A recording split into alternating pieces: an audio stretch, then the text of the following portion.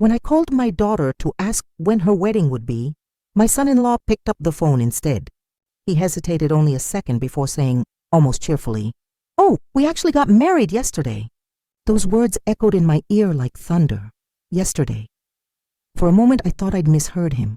I asked again quietly, "Yesterday? You mean the ceremony?" He chuckled and added, "Yeah, just a small thing. We only invited people who really matter, people who matter." I stood frozen in my kitchen, holding the phone so tightly my fingers turned white. For 3 years I had paid their rent, bought groceries when they were between jobs, and even sold my late husband's watch to help them furnish their apartment. And yet, I was not someone who mattered. The coffee pot hissed behind me. My own reflection in the window looked like a stranger, an older woman, silver curls trembling, eyes that suddenly saw the truth too clearly. They'd gotten married, celebrated, posted photos, and not one word to me. Upstairs in my closet hung the pale lavender dress I'd bought for that day. I'd imagined how lovely it would look beside my daughter's white gown. Now it hung there like a joke. I pressed the fabric to my chest and whispered, "You fool." I had planned everything, saved for a gift, baked cookies for the reception, even cleaned the old silver tea set that belonged to my mother. I wanted that day to shine, but it had already come and gone, without me. I went to their apartment the next morning. My daughter, Emma, opened the door in her new satin robe, a faint smell of champagne still in the air. She smiled, the polite smile you give a delivery woman, "Mom." "I was going to call you," she said. I nodded slowly. "When? After the honeymoon?" Her husband, Aaron, appeared behind her, adjusting his cufflinks. "It was just close family, you know," he said, avoiding my eyes. Close family. I was her only living parent. My throat burned, but I refused to cry in front of them. I simply said, "I hope it was everything you wanted," and turned to leave before my voice broke. That night, I couldn't sleep, so I did what I always do when the world tilts. I made a list. 3 years of rent, $18,000, food, gifts, medical bills, $9,200, emergency loans, $4,000, wedding help. Money I'd given in good faith, $2,500 total, $33,700. I stared at that number until the ink blurred. That was my retirement fund, the comfort my husband and I had planned for our old age. Instead, it had become the dowry for a marriage I wasn't even invited to. At dawn, I brewed tea and told myself, no more. But grief is stubborn. It seeps into everything, into the clink of dishes, the smell of morning toast, the silence where laughter used to live. 3 days passed in a fog. Then my phone lit up with Emma's name. I answered, bracing myself for an apology that never came. Her voice was bright at first, then careful. "Mom, the rent is due. The landlord is pressing. Could you... just this month?" A second voice whispered near the receiver. "Aaron." I pictured them standing together, speaking into my silence as if I were a card in their wallet. I set my teacup down and spoke slowly so I wouldn't shake. "Sweetheart, I will always love you, but I no longer fund what I'm not invited to." Silence. "Mom, that's not fair," Emma said. "It was tiny. We kept it simple." "You kept it secret," I corrected. "From the woman who raised you." Aaron took the phone. "We thought you'd understand. You're reasonable." "I am," I said, finding a steel in my voice I hadn't heard in years. "Reasonable enough to stop paying for lives that don't include me." He inhaled sharply, then tried a charm that felt like cheap cologne. "Come on, May, we're family." Family is a door you open, not a check you cash. I wished them well, ended the call, and stared at the kettle until it screamed. I pulled a shoebox of papers onto the kitchen table. Receipts?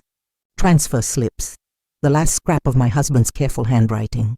I added columns, circled totals, and underlined dates until the numbers looked like bruises.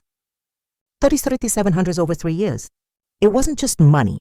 It was the weekends I didn't travel, dresses I didn't buy, hobbies I abandoned because this month is tight for them. I went to the bathroom and studied my reflection. The lines around my mouth were deeper, yes, but there was something new behind my eyes, a steadiness I recognized from years ago when I survived things I never thought I would. Enough, I told the woman in the mirror. You get your life back. I made a list. Cancel every automatic transfer. Change the locks. Stop by the hardware store. Move part of my savings to a new bank. Call my sister Lan, whom I'd kept at arm's length so I could be on call for Emma. Buy fresh peonies. I promised to myself that there would be beauty again. At the bank, the manager, Mrs. Abbas, looked up when I walked in. We'd known each other for years through deposits and withdrawals that had nothing to do with me. When I asked to cancel the transfers, she nodded, not surprised, only kind. Do you need help setting up alerts? She asked. Yes, I said.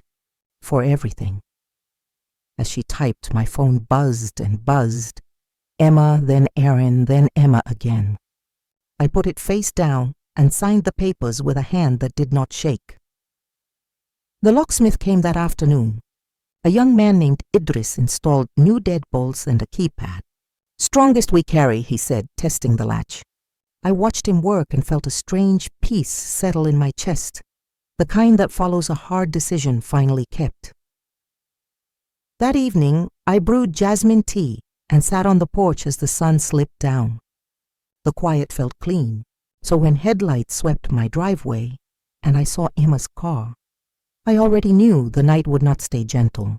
Behind her, another car, a sleek sedan that didn't belong to anyone I loved. They let themselves into my house as if I owed it to them. Mom, Emma called. We need to talk. Aaron stepped in behind her, followed by a woman in a gray suit carrying a leather folio. Who is this? I asked, already guessing. Just a professional, Aaron said lightly. A family consultant. She can help you organize things. The consultant smiled with practiced softness. Mrs. Mei, many families find it helpful to appoint a temporary financial representative. Just until the stress passes. Whose stress? I asked. Mine, because you married without me. Or yours, because the money stopped. Her smile thinned. She slid a form across my table. A limited power of attorney. Harmless, really. I didn't bother to look. I folded the page once, twice, and dropped it into the trash. Emma's cheeks flushed. Mom, please. Why are you being like this?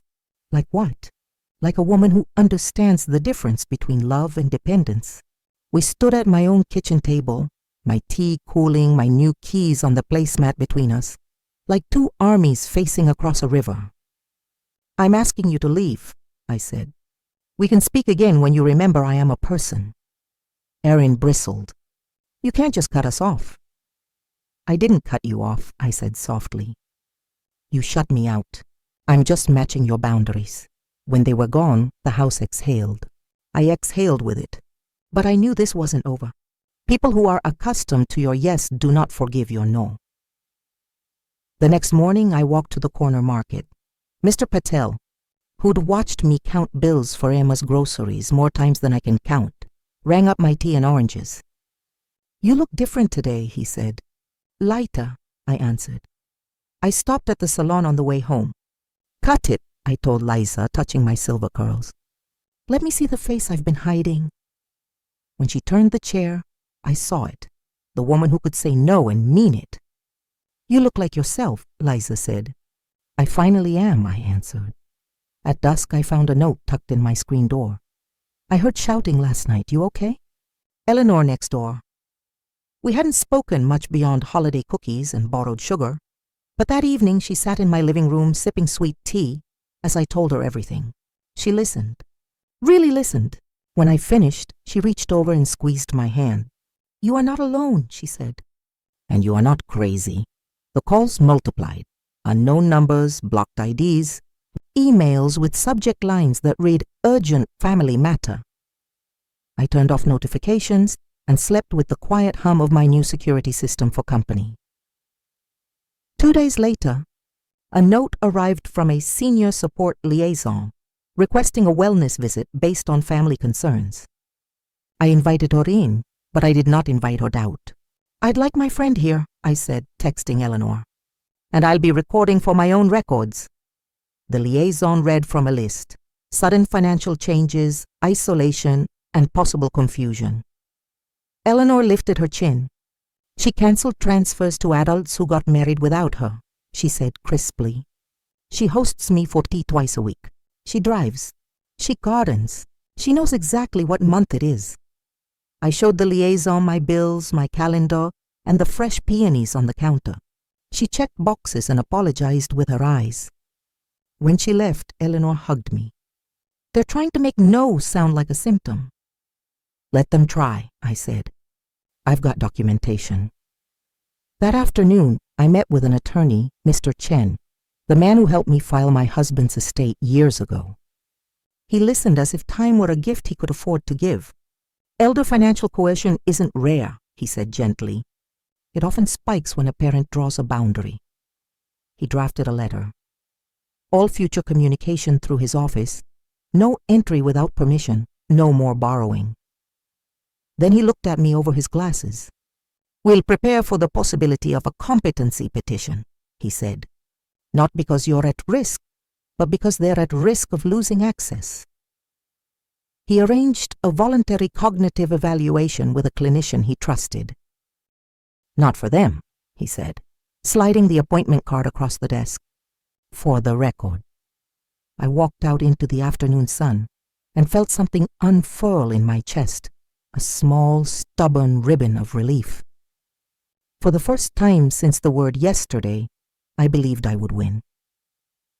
On Thursday, my doorbell chimed. The camera showed Emma and Aaron again, this time with a different man in a suit. I called Mr. Chen before I opened the door. "Speakerphone," he advised.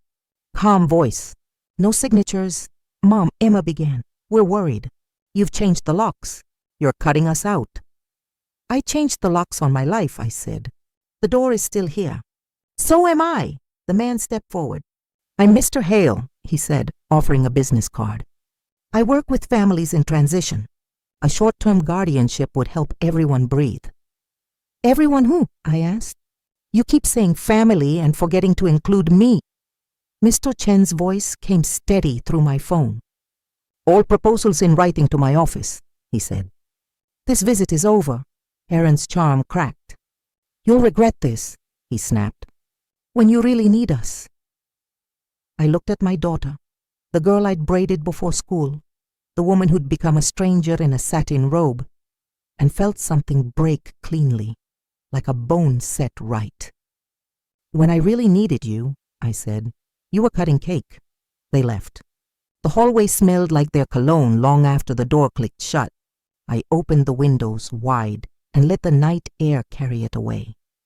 The cognitive evaluation felt like a school day from a life I barely remembered. Memory tasks, clock drawings, math aloud. "Your performance is excellent," the clinician said, smiling. "Higher than average for your age." She typed a report that would become a shield. Eleanor and I spent an evening assembling a simple folder. Bank statements highlighting my expenses, grocery receipts that weren't theirs, photos of my garden, a calendar full of coffee dates, and a book club. "Evidence of a life," she said, tucking the last page under a clip. "Not a diagnosis. I slept well that night, too well. Because in the morning a certified letter arrived. Petition for temporary guardianship. My hands went cold but not numb. I called Mr. Chen. He said, "It's time to tell your story under oath." In the days before the hearing, I took small, defiant pleasures. Fresh bread from the bakery, a new pair of walking shoes, 3 daisies in a jar on the windowsill. I wrote in a notebook each morning, not for the court, but for me. "You are competent. You are kind. You are done financing disrespect." Eleanor came by with a casserole and a list of friends willing to testify. Liza offered to do my hair the morning of the hearing. Mr. Patel told me there'd be hot samosas when I came home. I had forgotten what a community feels like when you're not too busy rescuing other people to receive it. The night before court, I ironed a soft green blouse and laid out my black suit. I placed my husband's fountain pen in my bag, not as a weapon, but as a witness. Come see, I whispered to the air. I learned. Across the aisle, Emma avoided my eyes. Aaron stared at the table as if it owed him money. Their attorney, a silver-haired man with a voice like polished marble, rose first. Your Honor, he began, this is a compassionate petition.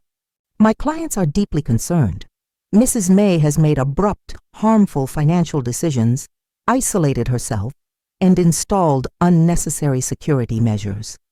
We seek a temporary guardianship only to protect her well-being, the words were careful. The story was not. I felt Eleanor's hand steady on my shoulder from the row behind.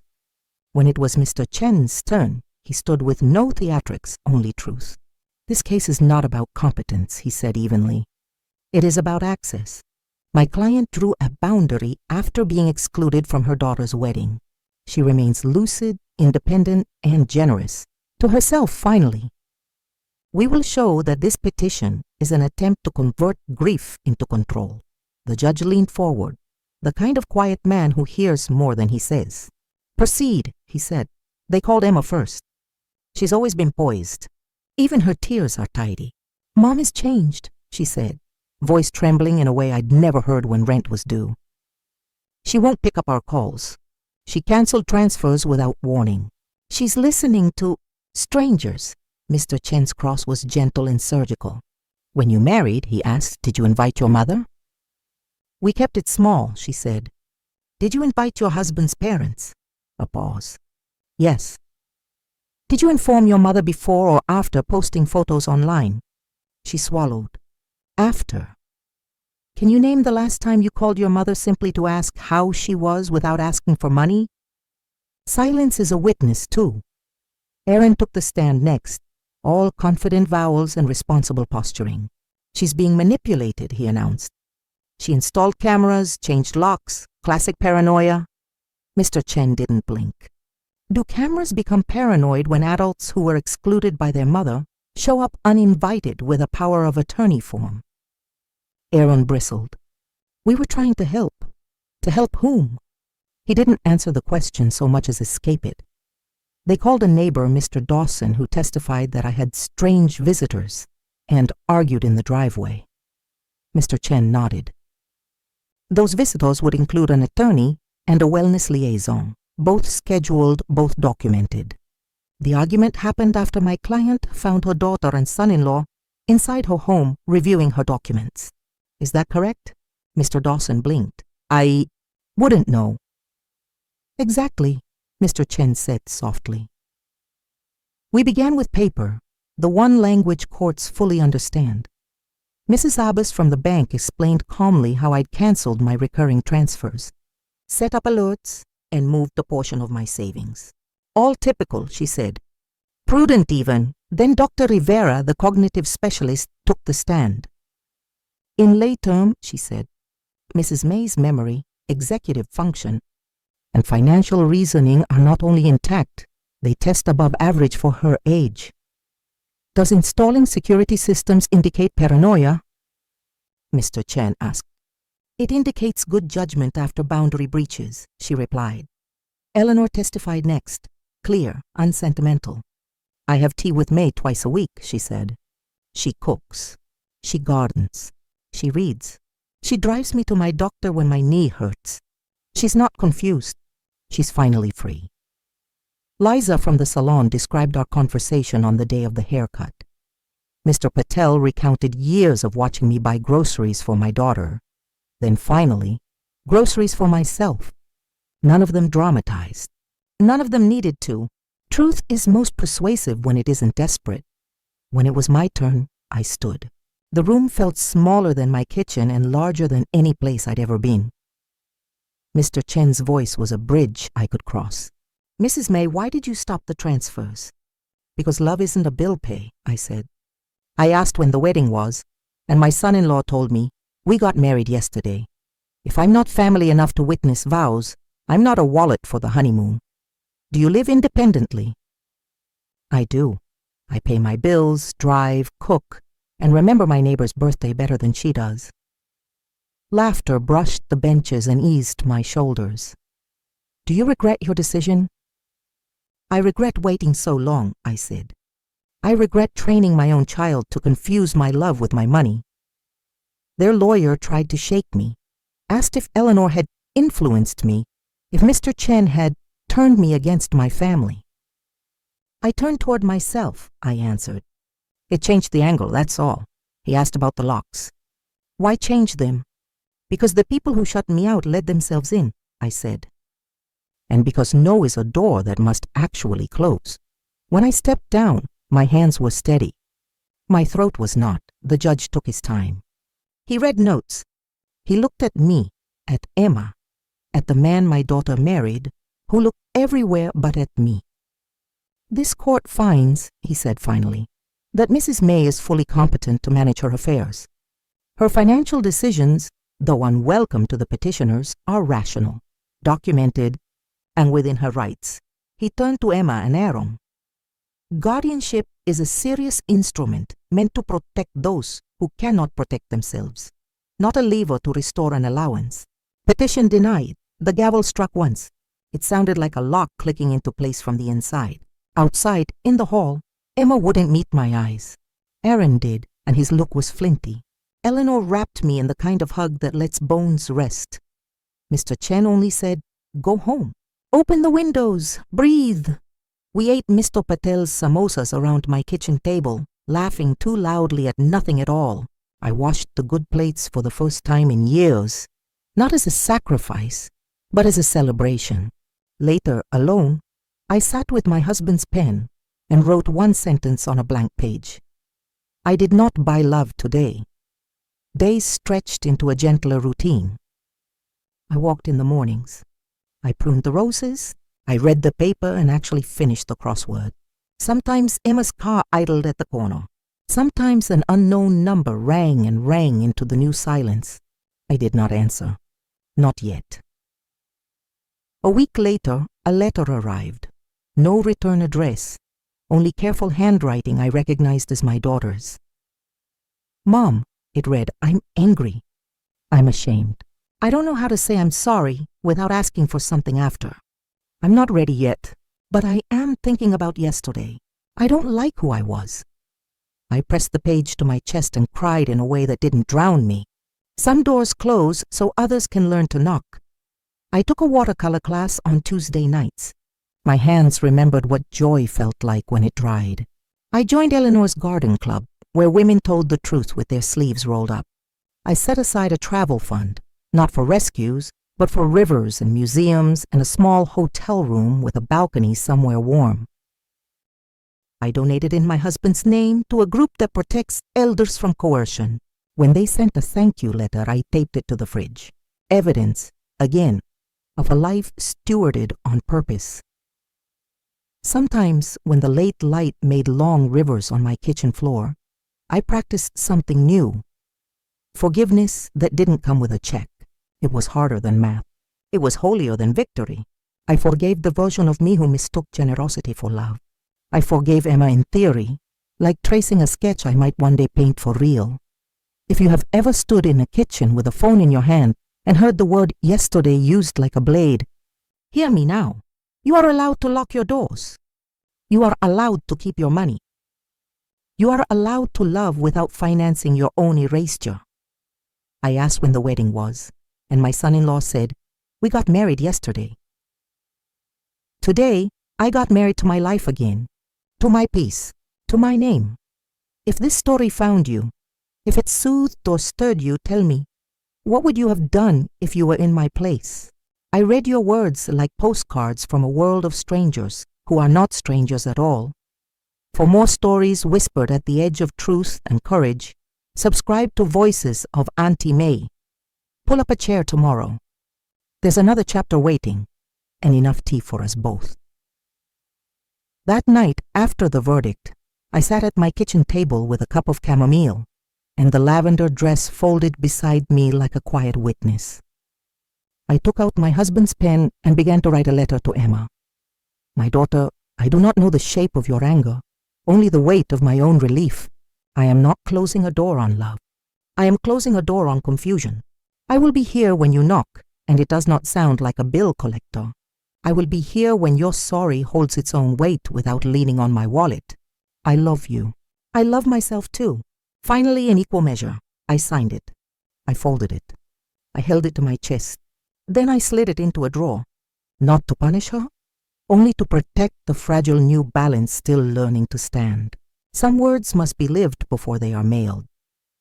In the morning, I carried the lavender dress to a small consignment boutique run by two sisters who hem hope into every seam. We collect for a church program, the taller one said. Young brides who want something beautiful without owing a lifetime for it. I pressed the dress into her hands and felt a small ceremony happen inside me. Something released. Something returned. On my walk home, a breeze lifted the scent of jacaranda and fresh bread. I realized it had been years since air smelled like anything but anxiety. At the corner, a teenage girl argued into her phone. No, Dad, I'm not asking Grandma. She just helped with tuition. Her voice shook. She listened and her eyes filled and she said, I'm not calling her. I kept walking, not to interfere, just to let the universe notice that the world still contains children who learn faster than their parents. I called my sister. Lon, we have the kind of relationship that survives mispronounced apologies and entire seasons without speaking. She answered on the second ring. Mei, she said, using the childhood name that reminds me better than I do. I told her everything, the wedding I didn't see. The yesterday I felt like a bruise for days, the court that returned my name to me. Lan listened, then said, there are two kinds of daughters, the ones who grow out of taking and the ones who grow into giving. Sometimes they are the same person at different times. Which do I have? I asked. You have a daughter between times. We were quiet. Come visit, she added. Bring your paints. We'll sit by the window and put color in places that forgot how. I promised I would. I meant it. Elena invited me to her garden club. We didn't wear white gloves or speak in code. We wore aprons and told the truth with our elbows deep in soil. There was Ida, who finally changed her phone number after her nephew discovered emergencies are harder to dial without digits. There was Marta, who kept a framed photo of her own face at 25 as a reminder. Generosity without a spine becomes a puddle. We ate strawberry pie off paper plates and traded scriptures and sayings like women trade recipes, knowing the ingredients, but forever surprised at how well they rise together. When I left, dirt under my nails, I felt cleaner than I had in years. Bring peonies next time, Eleanor called from her porch. They like company. A week passed, soft as a cat's step. Then shadows lengthened again. I noticed a car I didn't recognize circling the block twice each afternoon, pausing by my mailbox. The first day, I told myself stories about lost delivery drivers. The second, I wrote down the license plate. The third, I called Mr. Chen. He filed a simple notice with the court, a reminder that the petition had been denied, a caution against surveillance and harassment, a paper with teeth. Sometimes they test new doors when the old ones lock, he said. Sometimes they learn, sometimes they don't. We agreed on a phrase for any future contact. Please route all communication through my attorney. 5 words like sandbags against a river. Emma texted, special dinner. Just us? We'll make it up to you. I stared at the screen. The words looked tender. My body remembered how manipulation often wears lace. I typed and erased, then sent, not yet. I'm not strong enough to be in the same room with my old weakness. After a minute, 3 dots appeared, disappeared, reappeared. You're being cruel, she wrote. No, I replied. I am being clear. Cruel was yesterday. I wanted to cry, but the tears that came surprised me. They were not sharp. They were round. They washed, then left me steadier. That night, a summer storm rolled through, thunder drumming its fist on the sky. The power flickered once, twice, then the house went dim. Years ago, I would have called Max to come check the fuse box. I would have waited in the doorway, apologizing for asking. Tonight I slid my feet into slippers, found the flashlight by memory, reset the breaker, and brewed tea on the gas stove as rain wrote its long cursive on the windows. When the lights returned, the house cheered in 1,000 small clicks. I laughed aloud. It startled me, the sound of my own delight. I had missed her. She had missed me back. I stopped at the pharmacy to refill the jasmine tea I pretend is medicine. Mr. Khan, who knows everyone's ailments and marriages, leaned on the counter. "You look, how to say, unburdened," he said. "I won a small war," I replied. He lowered his voice. "A young man and woman came last month asking questions about your medications," he said. I declined to answer, but they were persistent. I closed my eyes. "Thank you," I said. "For your ethics and your refusal to turn concern into paperwork," he winked. "I'm old-fashioned. I believe privacy is not a suggestion." On the way out, I bought a card with sunflowers on it. "For Mr. Khan," I wrote, "thank you for remembering the difference between care and control." Idris returned to install a motion light in the side yard. "Places that used to feel scary get friendlier when they're lit," he said, standing back with his hands on his hips as the new lantern glowed to life. I tipped him extra and pressed cold lemonade into his hand. "For your mother," I said, "who raised a man who fixes what he touches." He smiled, the kind of smile men wear when they remember they came from women. I drove to the cemetery with a grocery store bouquet and a knot under my ribs. My husband's stone is simple, the way he liked everything. He couldn't eat. I brushed leaves from the carved letters and sat on the grass like a girl in a school uniform, knees tucked, secrets practiced. "I'm slow, but I get there," I told him. I confused love with sponsorship. I turned motherhood into a scholarship with no graduation date. The wind lifted once, the kind of breeze that finds the exact corner of your collar and cools the heat there. "Thank you," I whispered, "for leaving enough that I could be foolish and still be free." On the way home, I stopped for a slice of lemon cake. Freedom should be fed. I made a rule for myself, one tiny trip a week. The first was to the museum on the hill, where I stood in front of a painting of a woman pouring milk into a bowl, as if the whole world depended on her gentleness. The second was to the river, where boys leapt from a rope swing and came up shouting like God had just invented laughter. The third was to a cafe with terrible coffee and a perfect window. I watched people carry their lives in paper cups and thought, mine fits in a teacup finally, and is no less warm.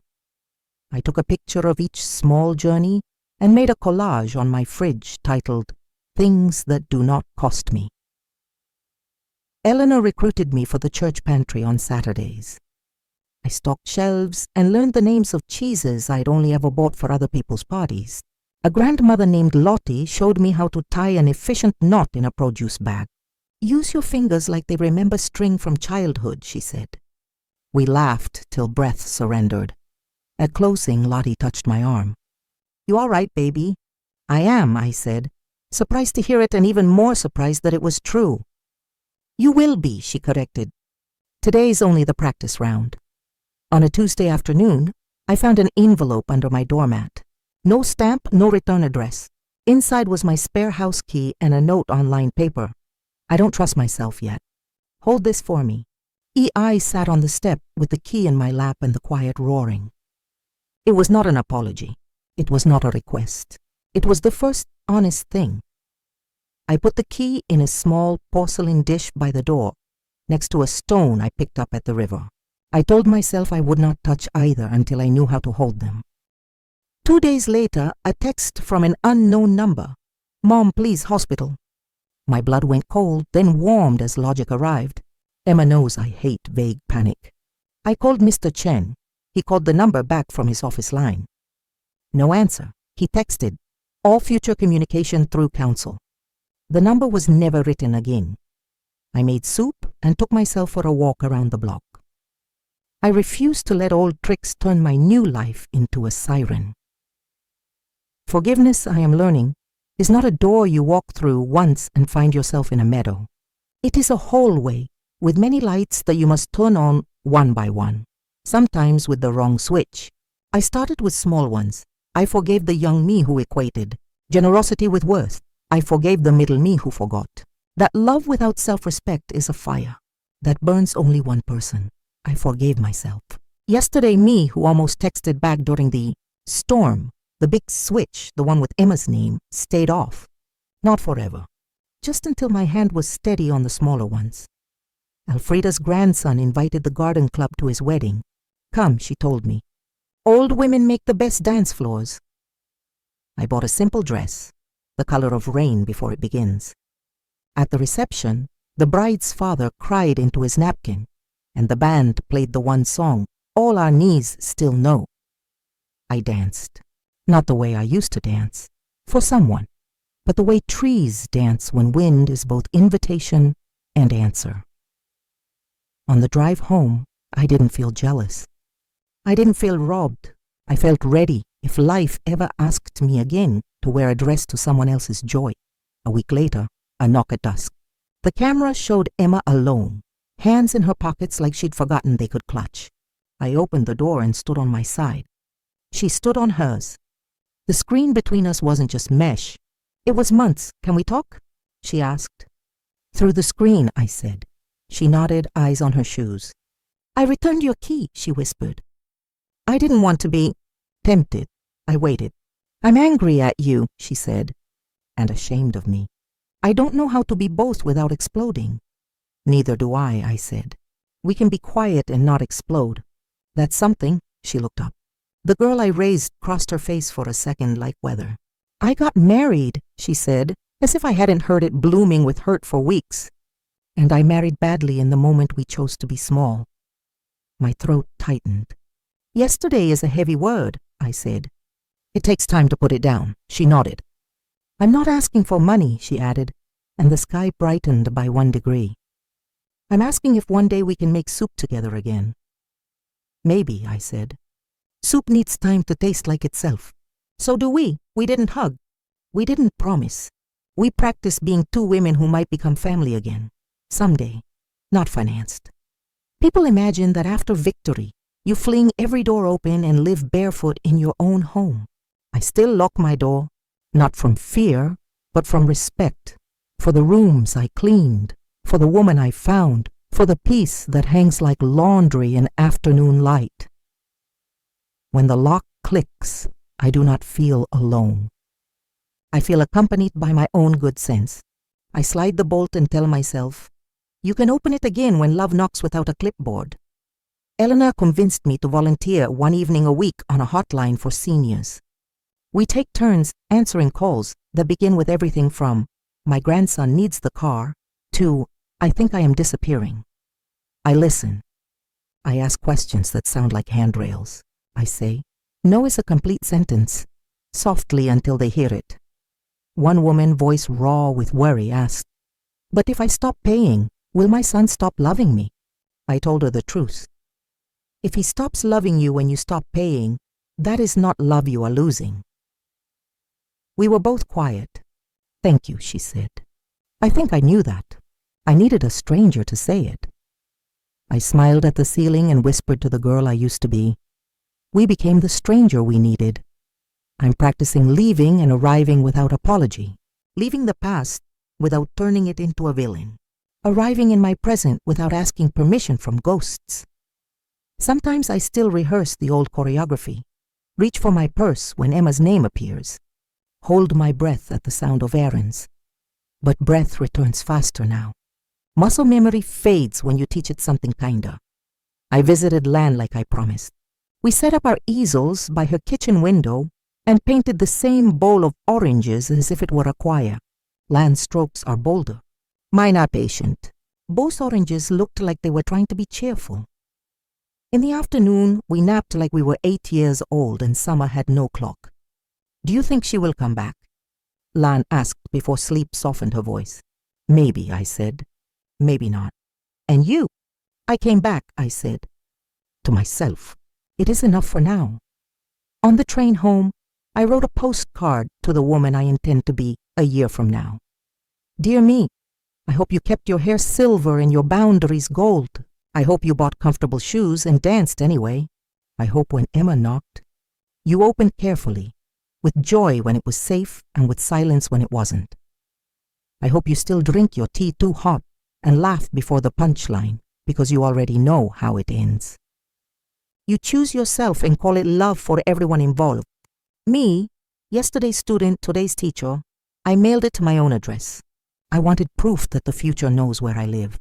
I've started a new ledger, not of dollars, but of saved things, the hour I kept instead of spending it on panic, the morning I gave to reading instead of resolving, the bouquet of peonies I bought without explaining why, the key in the dish that stays put because I am not the only one learning. At the bottom of the page, I wrote the quietest arithmetic I've ever learned, keeping myself from losing anyone. Sometimes it equals finding them. Sometimes it equals finding me. Both count. Weeks later, Emma called from a number I recognized. "Can I tell you something without asking for anything?"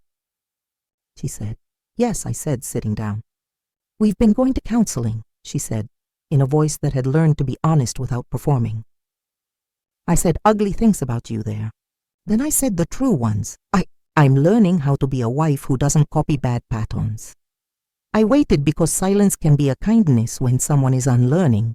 I would like to visit," she said. "I will bring groceries, and I will leave when you say." "Next Sunday," I said. 2 hours. Soup and bread. We set a time like grown women who intend to keep it. When we hung up, I leaned my head against the cabinet and cried without drowning. I told the peonies, "We're having company," and they nodded in pink. Sunday arrived. Emma stood on my porch with a brown bag and no husband. We cooked quietly, like pianists sight-reading a piece they both loved once and learned to hate. She chopped carrots like regrets. I stirred stock like patience. At the table she said, "I'm sorry we married without you," I said. "I'm sorry I taught you my love comes with receipts." We let both truths sit between us like salt and pepper. After an hour, she checked the time and said, "I should go." I said, "Thank you for coming."